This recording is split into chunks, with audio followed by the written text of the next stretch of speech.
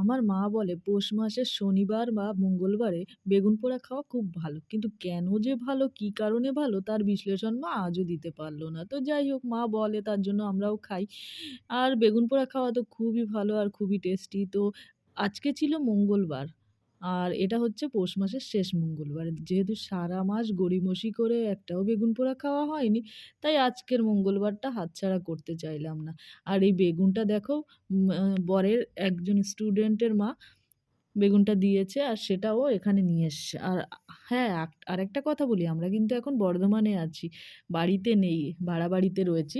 কর্মসূত্রেই আমাদের এখানে আসতে হয়েছে। তো যাই হোক বেগুনটাকে ১ম এ ভালো করে ধুয়ে নিয়ে সারা গায়ে সর্ষের তেল মাখিয়ে দিলাম। বলির আগে পাঁঠাকে যেমন মাখায় ঠিক সেরকমভাবেই।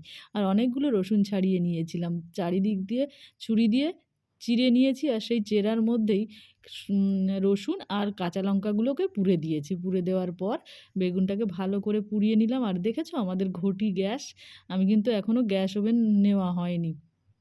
সুতরাং এই গ্যাসটার মধ্যেই পোড়াতে হবে। আর বেগুন পোড়া হয়ে গেছে।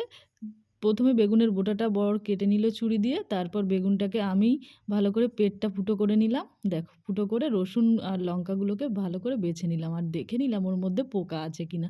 যেহেতু পোকা মহাশয়রা তো কোথাও না কোথাও মানে ভেতরে ঢুকে বসে থাকে, তাই দেখে নিলাম ভালো করে। আর এদিকে পেঁয়াজ কুচিয়ে নিয়েছি। বর রসুন আর লঙ্কাগুলোকে ভালো করে হাত দিয়ে ম্যাশ করে নিয়ে পেঁয়াজগুলোকেও ভালো করে নুন দিয়ে ম্যাশ করে নিয়ে বেগুনের সঙ্গে মাখিয়ে দিল। সর্ষের তেল না দিলে তো জমবেই না। আগেও মাখানোর সময় দেওয়া হয়েছিল আর এখনো দেওয়া হলো উপর দিয়ে।